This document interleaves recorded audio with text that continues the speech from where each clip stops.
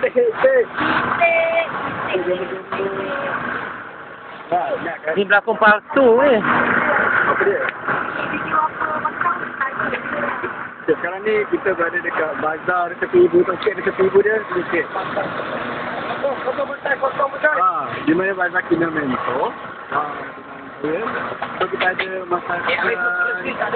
Kita lari. Sambung balik. Kita ada gulai ikan kari.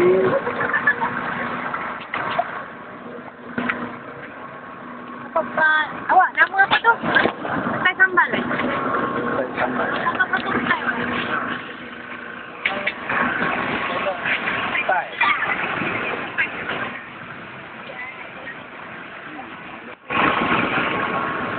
Tak ni, tak ada pisang. Masuk ke petai. Uyo, best.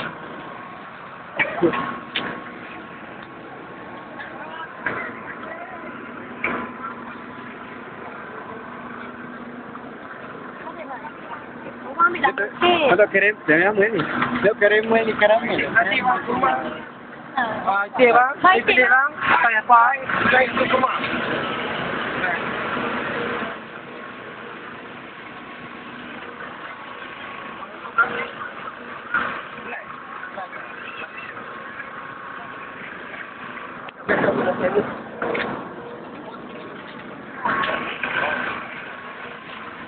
Masak ni kenapa? Mesti macam kenapa? Masak. Dari pasar Bunda Berlambang. Tinggal je. Ni apa? Sotong apa? Ini sotong masak sambal. Ini sepi badam.